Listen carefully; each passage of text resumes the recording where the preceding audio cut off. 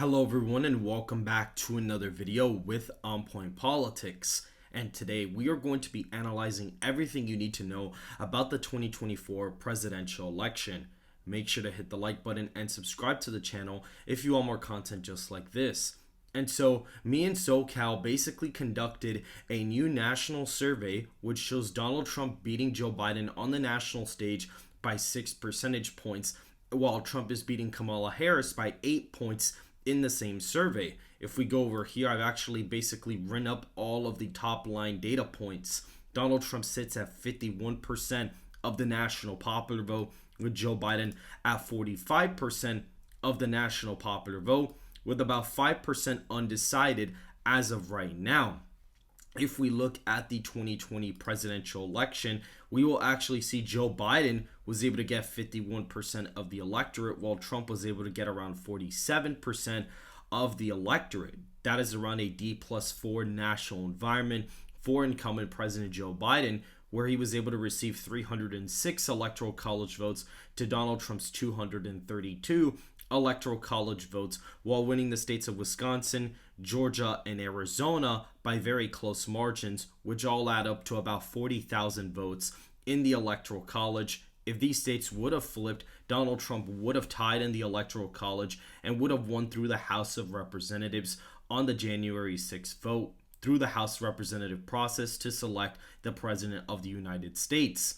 And so just to elaborate on that even further, certain states have been trending to the right the past couple of years, such as the Rust Belt. You can see here in 2008, Barack Obama won the national popular vote by around 7 percentage points. And we see that Wisconsin was a 13-point victory, Michigan being 16, Pennsylvania being about 10, and Minnesota being about 10 as well. Meanwhile, if we go over here, Clinton won the national popular vote by around 2 points. So this is only a 5-point shift to the right, and we see certain states trended to the right more than what the national average swung by in those two elections, clearly indicating that these states have moved closer to the center of the nation, actually even voting to the right of the nation now in 2020. And so that even goes for states like Georgia, Arizona, Nevada, even to an extent New Mexico, I believe is going to trend to the right. As of now, we have the state of Virginia, which Glenn Youngkin won that race for the governorship in 2021. That's definitely going to help former President Trump there. And in Minnesota, that state was only a 7-point victory. And so if we are working with a national environment which has Donald Trump up by 6 percentage points, that is going to be a 10-point shift to the right from the previous cycle. And just to let you guys know, we can actually go ahead and mention this now. Donald Trump was down about 5 points in our sample for 2020.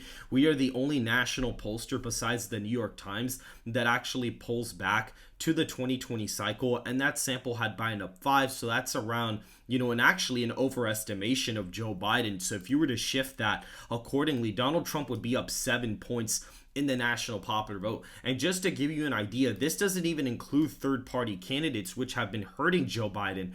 The poll probably would have had Donald Trump winning by possibly around 9 to 11 points if we had included third-party voters. So that is something very interesting to consider as well. But for the sake of the video, we are going to be assuming a Trump plus 6 to 7 national environment as of right now. We see that Trump basically won Republicans in the poll by 81 percentage points. Biden only is winning Democrats by 70 points. That's not good.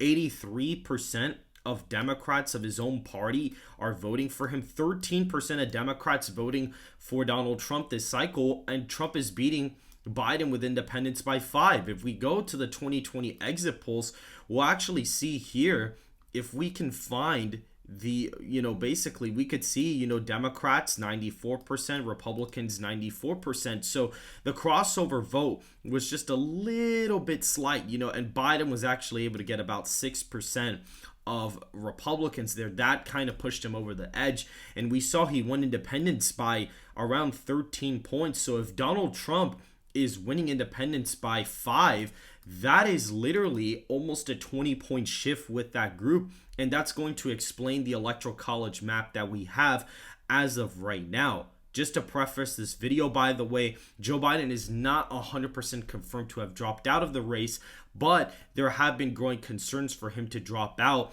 And that is why we also tested Kamala Harris in a matchup.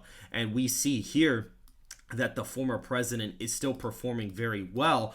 And incumbent President Joe Biden is really not performing the best in the national sphere. We see with non-college educated voters, Trump is winning by 15. That's a 13-point shift to the right from the previous cycle. College educated voters, Biden's only up with them by 6.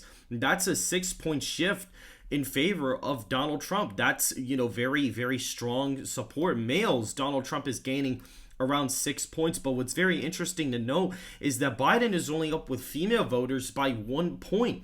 That actually shows that female voters are shifting to the right more than males are, which I actually think is really interesting. I've had the inclination that Donald Trump would be gaining more with male voters than female voters, but it seems like this whole narrative of Biden doing, improving with suburban voters is definitely going to be stunted by this, observation that, at this point, Donald Trump is gaining double the amount with female voters than he is even with male voters. So that's very interesting. I would assume a lot of that vote would be concentrated in suburban and urban areas. That would be the only explanation, because Donald Trump effectively lost female voters by 15 points. So a 14-point shift would be very impressive at that.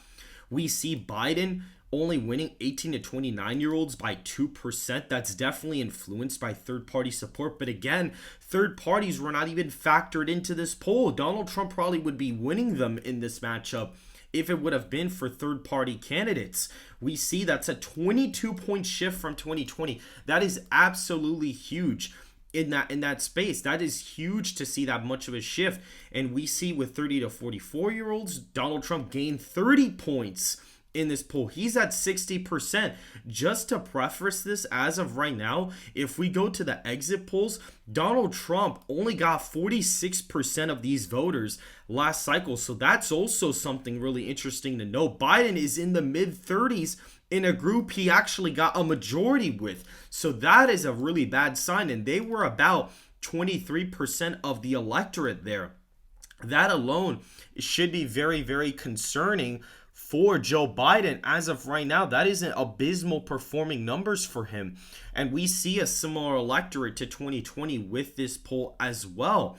45 to 64-year-old voters. Surprisingly, Biden actually has gained support with this group. This is the only age group in the poll that he's actually gained support with. He's at 48% of the vote right now. In 2020, we can actually see here, he was able to get around 49%, so he has dropped off. Donald Trump has lost more, but clearly Biden's not even getting a majority of these voters. And we see with 65 plus, the group that everybody's been saying Donald Trump's going to not improve with and is shifting towards Biden. Donald Trump actually gains 3 points, but we notice a lot of millennials and Gen Z voters are shifting to the former president. I believe this is large in part of social media, Biden not being a very charismatic, inspiring figure like an Obama would be, despite much of his policy decisions. So I think it is really interesting to see that take place as well. Donald Trump against Kamala Harris does better. He actually wins by 8 points nationally with only 4% undecided. And in both of these matchups, he's getting over 50% of the electorate. And just to let you know, this is without third-party candidates. And if you were to adjust for the 2020 sample, Trump would actually up by 9. So you would even see possibly a polling lead of 9 to 12 points with third-party voters included. So clearly shifting from a D+4 national environment to R+6 to 8 is literally a 10 to 12 point shift nationally. So states like Wisconsin, you could kiss those goodbye. Michigan, the Democrats could kiss those goodbye. Pennsylvania, Georgia, Arizona, Nevada, those are all states that were decided by less than 3 points in the last cycle, including North Carolina and Florida. Those are states that the Democrats can effectively kiss goodbye as of right now. That would be a huge shift nationally. And we see a lot of the new polling coming out just out of the assassination attempt of the former president, the RNC pick for the VP, and the RNC convention. Donald Trump with CBS News leads by 5 against incumbent President Biden. In our poll with 800 likely voters, wins by 6 points. RMG Research, 5 points. Even Morning Consult, which has a voter sample of 10,000 registered voters and tends to be a very liberal pollster, we actually see not that even long ago, Biden was actually up with this, polling firm even after the debate, which is very, very interesting, indicating that they are a very, very liberal pollster. If we can actually find them here, I want to see. Oh, look, Morning Consult right after the debate, Trump +2. So that's very interesting. Even Morning Consult a little bit after Trump +1. And we even see here Morning Consult right here, June 28th, Biden +1. So they are a very liberal pollster. But even now, Donald Trump leads by 4 without third-party voters even included in that poll. So the national average post-assassination attempt, post-convention, post-everything is literally a 3-point gain for Trump, 4-point gain from Trump. Even in our previous national survey, which if we were to go all the way down to June 27th, we actually see our latest survey right here with, it's very fascinating here. We actually can go ahead and look at the national survey. It should be here. Here it is. We see Donald Trump with third parties leads by 6 points, but in a head-to-head, the same poll that we conducted, Donald Trump is actually up by only 3. And we look here, both candidates have gained in support since that poll because mainly we pushed for undecided voters. But Donald Trump in that same matchup, not even 20 days later, leads by 6 percentage points on the national level without even factoring in third-party candidates. That would more than likely be a 9-point lead if we were to apply that 3-point shift to our previous third-party survey. That is remarkable. That is landslide territory. Just to give you an idea, the closest victory to that would basically be 1988, where the Republican candidate effectively won the national popular vote by around 7 points, and Reagan in 80, where he actually won the popular vote by 10. So just to give you an idea of how big that would be, Barack Obama, winning the national popular vote by 7 produced an outcome like this, and Clinton winning the national popular vote by a similar margin, 6 points in 1992 and about 7 in 1996 produced landslide margins. So if Donald Trump does even remotely close to that, he is going to have a landslide victory contrary to popular belief with most pollsters. We even see here, for example, Donald Trump does better with male voters and is actually beating Kamala Harris, the female candidate, with female voters. He actually does better against Kamala Harris with female voters. Donald Trump wins 18 to 29-year-old voters by 13 points. That's a 37-point shift to the right from 2020. That is huge. Donald Trump, 61% with 30 to 44-year-old voters. He's winning them by 27 points. This is a group that last time he lost by 6 points, and now he's up with them by 27. That's a 33-point shift to the right. We see 45 to 64-year-olds. Biden actually improves with that group, but Kamala Harris does worse with the 65-plus group. Trump actually wins them by 12. So this just goes to show that Kamala Harris is doing abysmal. Even most Democrats, only 65%. That's the margin. Harris is only winning Democrats by 65%. And we look at independents. Yes, Harris does a point better, but that's because Trump has 1% more undecided than with the Biden matchup. Not really because Harris is improving with independents. She actually does worse. Donald Trump also gets about 1% more Republicans on his side, which is pretty interesting. So for these people saying, oh, Kamala Harris would do better in a presidential matchup doesn't really seem to be the case.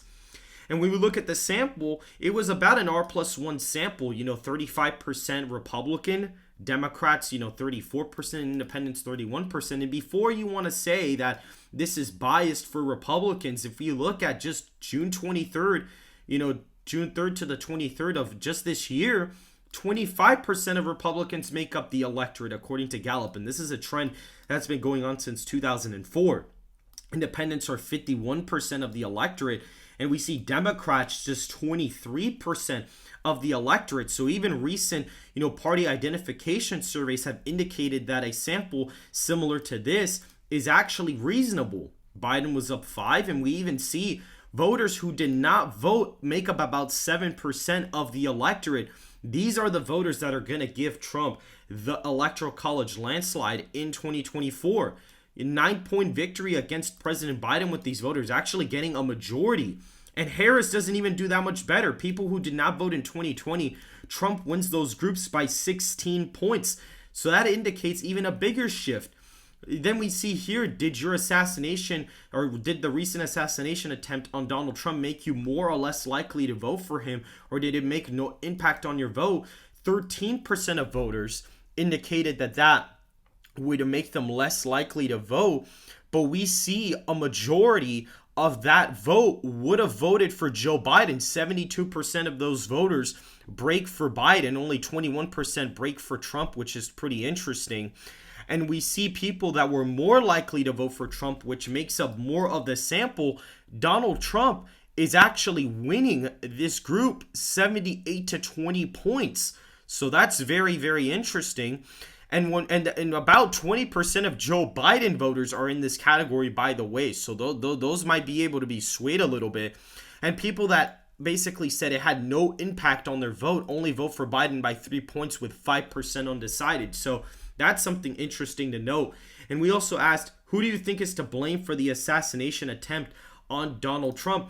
And we see Joe Biden, 25% of voters believe that it was his own rhetoric that caused this. 27% blame Donald Trump's own rhetoric for this as of right now. So that's also a pretty fascinating development there.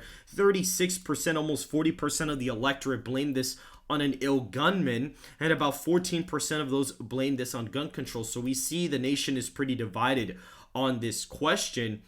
And so now, after looking at that, we are going to go over the Electoral College map with Donald Trump versus Joe Biden. Joe Biden is the elected Democrat nominee. Yes, there are reports saying he's going to drop out, but he has not officially confirmed his withdrawal from the nomination. And so until then, we are going to be using him as the official Democrat nominee, with his current vice president, Kamala Harris, and Donald Trump, J.D. Vance, have just been nominated, have officially received the nominations from the GOP to be president and vice president of the United States. Now, just to give you a little bit of an idea here, guys, Joe Biden on the national level has around a 36% approval rating. We see here 36% approval rating, while Donald Trump's approval rating is around 32. So that is pretty interesting to see that take place. That is a pretty large difference in the model here. We see a 6-point difference here. That is a very, very fascinating development with the nation as of right now. And we see that things are going to get pretty dire for the incumbent president. We see states like even California have him in the negative. States like New York, states that voted for him by 29 and 23 points respectively, only have him, disapproved of by 7 and 6 points respectively. That is not a good sign if you are an incumbent president.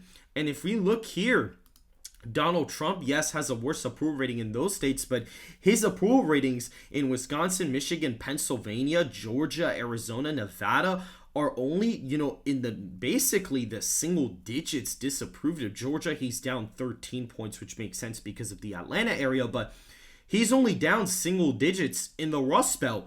And even in Nevada and Arizona, he's actually down 2 and 4 points respectively. Joe Biden is down by almost down 30 points in Nevada and Arizona, and is down in the Rust Belt. In Wisconsin, he actually has a better approval rating, which I find pretty interesting. But in Michigan and Pennsylvania, he's down by high double digits. And we look here, Georgia, North Carolina, his approval rating is worse than, former President Trump. So in terms of the swing states, that's not going to be a good sign for the incumbent president at all. And with the new national surveys that have come out, and just the huge shift that we even see, that is going to indicate a big victory for the former president. And I have an election model here that we use And so essentially what we do is we look at the RCP aggregate, which has Donald Trump up 3.7% in the five-way race. Donald Trump shifts that 8.2 percentage points to the right of the nation. We have Biden's disapproval rating in every single state. We look at the difference between Trump and Biden's favorable ratings. We have a demographic model, which is constructed out of 6 selected polls, including SoCal's research poll. We have the polling averages, which were just updated today. And then we go back to 2008 and 2020 to look at the average swing and trends between each cycle. And we also have another model at the bottom, which looks at 2008 and 2020, looks at this shift in average shifts. And we see the estimated vote relative to the nation for each state. And then based on the difference in approval rating, we end up getting our projected vote margins here as well. And so this is how the model is constructed. The columns of C here, these columns there and here, get averaged out to produce the final results. And why don't you look at that? Our lead has Donald Trump up 6 points. With third-party candidates, I estimated would be about 9 points. And we see in the model, when all the votes are added up, Donald Trump wins the popular vote by 9.2 percentage points. And so now we are going to fill out the Electoral College map as of right now and where it stands here. For the safe Republican states, we have the states of Utah, Idaho, Montana, Wyoming, the Dakotas, all of Nebraska except the 2nd Congressional District. We have the state of Kansas, which voted for Donald Trump by 14 points last time. It is projected as a 26-point victory. State of Alaska voted for Donald Trump by 10 points. It is now a 20-point victory, basically shifting, a little bit to the left of the nation, which is interesting. You can clearly tell it's trending to the left. Oklahoma, Missouri, Arkansas, Louisiana, Mississippi, Alaska, Tennessee, Kentucky, Indiana, West Virginia, South Carolina are all going to be in that safe Republican column, including a Maine 2nd Congressional District, which in the previous cycle voted for the former president by 7 points. Right now, in the election model, it is actually forecasted as an 18-point victory, indicating an 11-point shift from the previous cycle. Not only to mention that, the states of Iowa, Ohio, Texas, and Florida, which all voted for Donald Trump by under 15 points in the last cycle, are going to join this column, with Iowa being a 22-point victory, Ohio being a 22-point victory, the state of Texas being a 20-point win, and the state of Florida here being a 20-point victory as well. We see these are basically a 15-point shift in Texas, a 17-point shift in Florida. These states are trending to the right of the nation. Pretty much they're voting more to the right of the nation than the average shift from 2020, assuming that it is an R+9 national environment.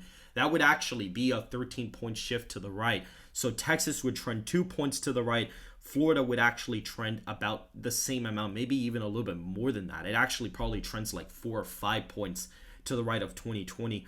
The states of Iowa and Ohio, those shifts, that's about really a 22-point shift. If you really look at it, that's a 14-point shift. So they're actually trending a point of right of the nation. So all of these states are actually shifting with the nation mostly, but we see Florida and Texas vote more to the right. I don't have the demographics on hand with me right now, but in historical polling the past couple of months, Donald Trump has been gaining with Hispanic voters across the nation, which would explain his gains in the southern border in 2020 and Miami-Dade in Florida. And so I expect those shifts to continue, and the model clearly, based on the polling averages, the demographic model is definitely picking up on these shifts as of right now. And so looking at the safe Democrat states, we actually only have a few.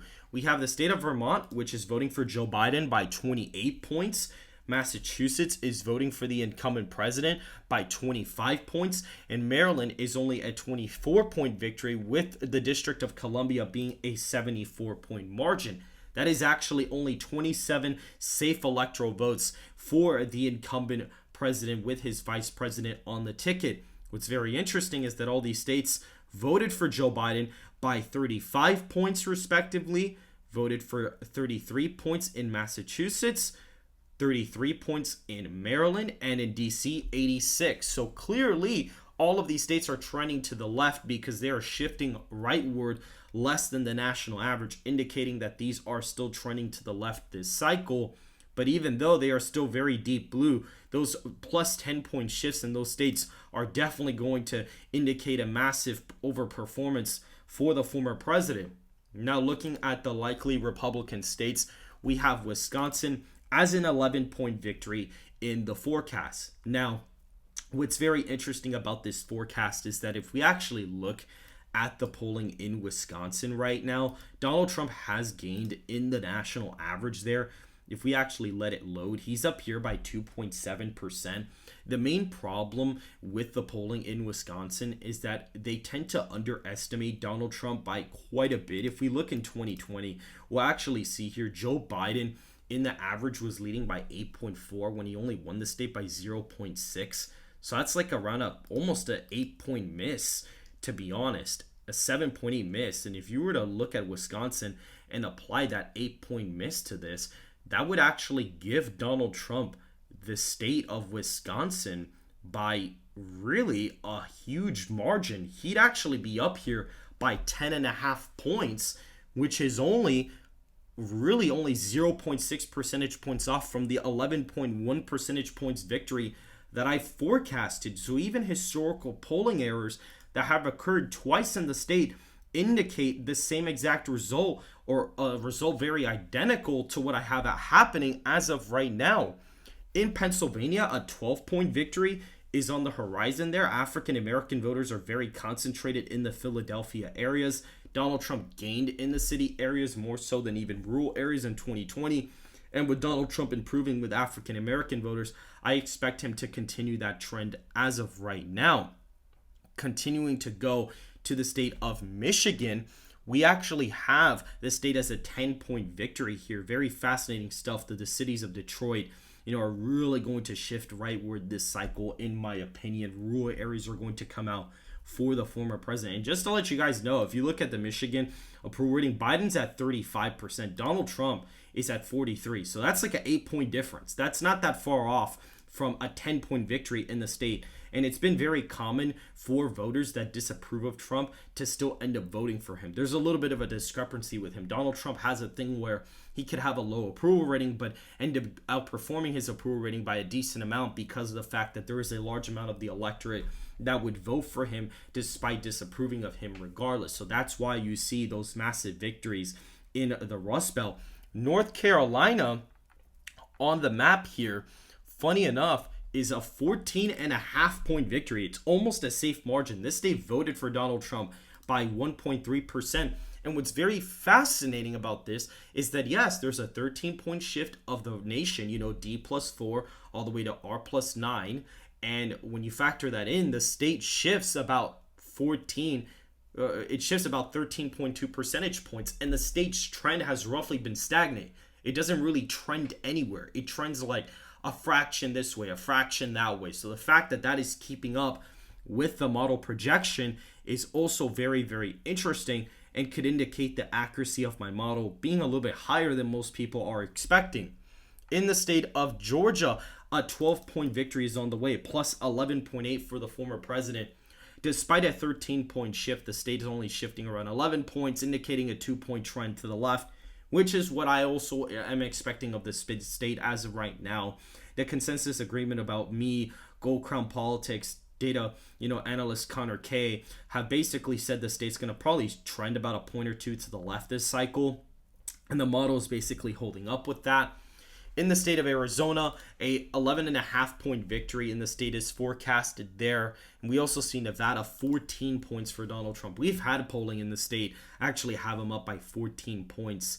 So that is very, very fascinating. And even when you look at the 2020 sample, yes, it did overestimate Donald Trump, but not by that much. When you adjust for the error, it has him up like 12 points. So that is very, very fascinating. And I think that the city areas may not be polled as well this cycle. So I think that a possible error could occur in that state as of right now. Nebraska second is going to be an 8-point victory. That district has been redrawn to be more Republican favorable, so it's already going to trend to the right either way. And so to see that shift there is just very, very impressive in that district. That district voted for Biden by basically the opposite margin of 6.6 points. So that would be a huge shift to the right as of right now. For the likely Democrat states, we have California at just 13 points. Now, I know this is crazy. I know this sounds ridiculous, but if Asian voters are shifting the way they are actually going to vote, Asian voters have been shifting to the right by a huge amount this cycle in national polling data. And there is a very large amount of them in the Los Angeles area, in the San Francisco area. Hispanic and African American voters are all shifting to the right by huge amounts. And California has a very large electorate of these. And so I actually could expect California to trend to the right of the nation once again, like it already has been the last few cycles. California has already been trending to the right. And so a 13-point victory, if Donald Trump's going to gain a lot with these voters, wouldn't necessarily surprise me that much. The state's been trending 2 to 3 points to the right every single cycle since 2008. And so I wouldn't be surprised to see the state be in the mid, double digits here, between 10 and 20 points as of right now. In Hawaii, an 8-point victory is on the horizon. The only poll with third-party candidates actually has Joe Biden winning the state by around 8 points. And I think that this is a very fascinating development. This is actually the fastest right-trending state in the entire nation. If you actually go to the state, 2008 voted for Barack Obama by 45. 2012 voted by 42 when the national environment shifted 3 points to the right. So that kind of lines up with the state not really trending anywhere. But then in 2016, the nation only got like 2 points closer, but the state basically shifted like 10 points to the right. So that's an 8-point shift. And then from 2020, the nation actually got 2 points more Democrat, and the state continued to shift to the right. So that indicates about an 8 or 9 point rightward trend as well. So that's even more to the right than before. So the state's been trending 8 to 9 points every cycle, and obviously the Asian vote is very concentrated in Hawaii. And if Donald Trump's going to become competitive or even win that group by a decent amount, that's going to inflate the margin for him a lot. We also have the Maui fire disaster there that is really hurting President Biden compared to most national Democrats. So that might actually play a really big factor into the state of Hawaii as of right now. So that's going to be in the likely Democrat column. We also have the state of Washington here being a 7.4 percentage point victory for incumbent President Joe Biden. This state voted for him by 19 points in the previous cycle. This was a very impressive victory, but we see here it's shifting 12 points to the right, indicating a 1-point leftward trend in the state for 2024, which would make sense. These states have been trending to the left ever since 2012. So that would actually kind of line up with my expectations. White voters are shifting to the right, not as much as minority groups, but they are still shifting to the right by a pretty decent amount from 2020. So seeing the state being under a 10-point victory is a pretty realistic possibility. Oregon is a 5-point win. The state was a 16-point victory back in 2020. And now we are actually seeing the state shift 11 points to the right, while the nation shifts 13 points to the right, indicates a 2-point trend to the left this cycle. So that's also a very interesting observation in the state as of right now. We can go ahead and continue on to Connecticut, which is around a 10-point victory for Joe Biden. This state voted for Joe Biden in the previous election by 20. So that indicates a 3-point leftward trend in the state of Connecticut. We also have the state of Delaware here being only a 7-point victory for Joe Biden. And this is a state that actually voted for Joe Biden by 19 points. And now it's only a around a 7-point win. That would indicate a 12-point shift to the right, only trends a point to the left this cycle. So that's very interesting. A lot of people have actually said that if Joe Biden was not on the ballot, that Delaware would more than likely be a swing state. And that's mainly because Joe Biden was the former senator from the state of Delaware. So that would actually make a lot of sense. I hope somebody pulls it because no one's actually really pulled Delaware. I think it would be interesting to see a head-to-head matchup in that state as of right now that may influence the way we look at the state this cycle, but it is still in the likely Democrat column. If we go to the state of Rhode Island here, we're actually going to see an 11-point victory for Joe Biden. I mean, he won the state by a pretty decent amount, 21 points. And now it's about an 11-point victory. That indicates a 3-point rightward trend or leftward trend in the state of Rhode Island there. And so with the state of New York here, that state is only voting for Joe Biden by 9 points as of right now, which is very fascinating. This state was a 23-point win If you look at that, that's actually a 14-point shift to the right, indicating the state trends a point to the right this cycle, which has been happening the past couple of years. I mean, the state has been trending to the right ever so slightly the past, 2 or 3 cycles. So that wouldn't necessarily surprise me either. In Maine's first congressional district, we have an 11-point victory here. This district voted for Joe Biden by 23 points. So again, this indicates about a 12-point shift to the right. So basically a 1-point leftward trend. So that's very interesting in the state as well. We also see in the lean Republican states that we're going to be going over, Minnesota, a 2-point victory. Polling here is very interesting because polling has actually had the state, recent polling at least, has had Donald Trump leading. Now, the average here is actually tied. And if we go to the 2020 average, they actually had Joe Biden at 9.2% here. And when you go to the results, Biden only won it by 7.1. So if you apply that historical polling error from the last cycle, you get a margin similar to what my model is predicting right now, which I think is very fascinating to see out of the polling aggregate. And the latest poll in the state actually has Donald Trump winning it by a point with third-party candidates, and Biden actually does better without third-party candidates. So that is something very interesting to know from the state as well. It would be the first time that a Republican would actually win the state ever since 1972, where Nixon won it by 5.5 points in his 22-point victory in the national popular vote. And so that would be a very interesting, thing to occur this cycle. New Mexico is a very interesting state because here at On Point Politics, we believe the state's going to trend to the right of the nation by a decent amount. But to be honest, it actually really doesn't even trend to the right here because you're talking about a D+4 national environment in 2020. Now it's R+9. And the state is R+3. In 2020, the state actually voted by 10 points here. So it actually indicates around a 10-point victory in 2020. And if you were to do the math, that's a 13-point shift to the right. And so if Donald Trump were to win the popular vote by 9, him winning New Mexico is not that unrealistic. And the state really hasn't been trending anywhere the past couple of years. The white vote more than likely will probably shift to the left here, but the Hispanic vote will probably end up moving to the right in New Mexico, kind of canceling out any trends that would really occur. And so that's why we see a 3.5-point victory in the state of New Mexico for Donald Trump. In Virginia, a 2.4 percentage point victory in the state of Virginia. Now, Virginia is also very fascinating here because the state of Virginia, a latest poll out of a Virginia university, had Donald Trump winning by 3 with third-party candidates. And they actually conducted another poll from the New York Times. The New York Times actually has Donald Trump doing very well. Here they didn't even include it. FAU, believe it or not, from July 14th, has Donald Trump winning the state of Virginia, or at least it's tied with third-party candidates. But the latest New York Times poll actually has Donald Trump doing very well in the state of Virginia. Even here, it might actually be. Look at Emerson. Emerson with third-party candidates.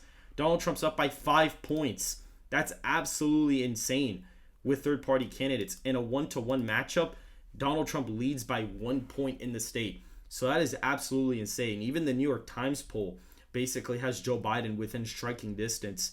And he's even taken the lead in the Virginia polling aggregate in RCP. If we actually go to RCP, the only difference between my prediction is that they have Minnesota and New Mexico blue. That's literally the only difference. At least the polling map does. Now, if we look at the lean Democrat states here, this is going to be something really fascinating. We see the state of Colorado being a 4.5-point victory. This state voted for Joe Biden by 13.5, and the state's been trending to the left ever since 2008. And so clearly that indicates around a 9-point shift to the right, which would indicate a 4-point shift to the left, at least trending wise, because it would not shift with the national environment.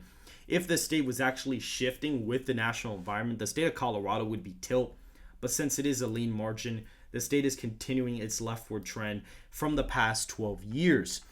Now, Illinois is interesting. Illinois on this map is only a 2-point win for Joe Biden. He's only winning it by 2 points. And I'm very intrigued by Illinois because there is a large African American population here. that a lot of illegal immigrants have basically been shipped to the city of Chicago.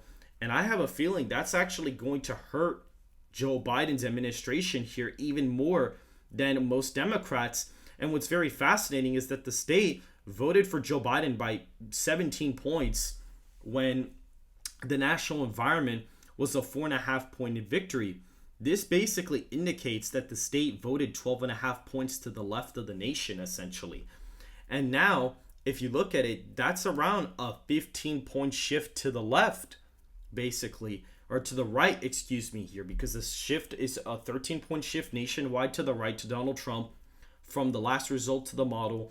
And then Donald Trump is within 2 points, indicating a 15-point shift from 2020 in the state of Illinois, showing that it's trending 2 points to the right. And it also trended 2 points to the right in 2016. So this result may actually be closer than 5 points. Illinois may actually be closer than people are expecting. I'm going to warn them right now. That state may be closer than expected.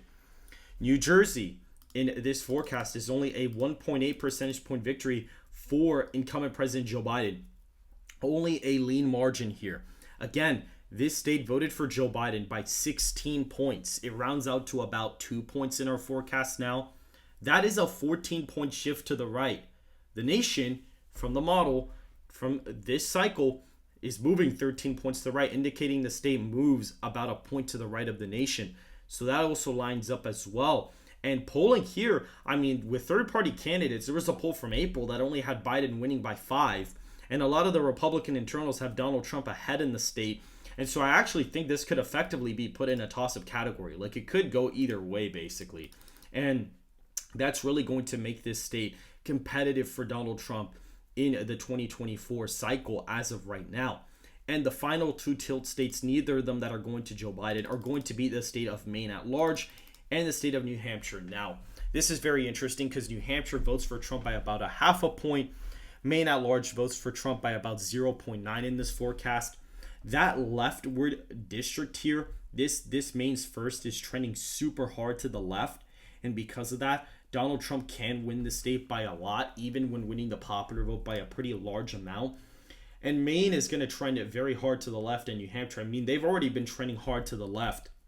And the model expects them to continue hard to the left, to trend at least to the left as of right now. And these states are very, very close. Now, what's good for Trump is that New Hampshire's polling with internals being leaked from the Democrats actually showed Joe Biden actually not doing very well in New Hampshire. He's actually down like 1.5 points after the debate. And the most accurate forecaster, or at least pollster in the state of New Hampshire, actually has Donald Trump up here, if we let it load, by 2 points with third-party candidates included. So that's actually very fascinating, and they were pretty accurate in 2020. They had Biden up by 8. Biden ended up winning the state by around 7. So they're a pretty accurate pollster in the state, and they have New Hampshire as about a 2-point victory. We have it tilt because we are expecting the state to kind of trend to the left by a little bit more than what most people are expecting. And Maine at large right now is almost a point victory. Again, the state with ranked choice voting, it's going to be hard, but as of right now, this is effectively a toss-up. It could go either way, especially with Maine at large. Effectively, Colorado, Illinois, New Hampshire, New Jersey, New Mexico, Virginia, Minnesota, those are all toss-ups. Any state under 5 points are effectively toss-ups as of right now. And that's merely because the model has never really been tested to an election before in terms of it actually happening. Now, I have gone back and applied this model to 2004, 2008, 2012, 2016. And 2004 was a little bit off, had Bush winning a lot of states by big amounts. The electoral count wasn't too off, only about 20 electoral votes off in each direction. So it did its job. It still would have predicted a Bush victory. 2008, it did its job. Obama won that race by 365 electoral votes. He basically ends up getting, I think, 2 less states. I think Indiana and North Carolina go red, but they're still close in the model, so not that off. 2012 is interesting because it actually got it almost spot on. The only district it got wrong was Nebraska's 2nd. It actually predicted Nebraska's 2nd going blue instead of going red, which is interesting. And in 2008, it had Nebraska's 2nd going red instead of blue. So I thought that was pretty funny that was the case there. But yeah, definitely we see Donald Trump doing very well. 2016 is the one election where it got the winner wrong. It predicted Hillary with 308 electoral votes. And then Joe Biden was winning 334. And that's because North Carolina and Florida were blue, but Virginia was red. So it only really got 3 states wrong. So it's not the perfect model, but it definitely gives you a better idea of where things are standing right now. And I have applied the average errors from all the elections to this 2024 model. So it should account for whatever errors the model possibly had. And so that is pretty much it for this video, guys. We pretty much went over 2024, everything that you guys have to know. If you guys did enjoy the video, please make sure to hit the like button and subscribe to the channel if you want more content just like this. And I will see you guys in the next video.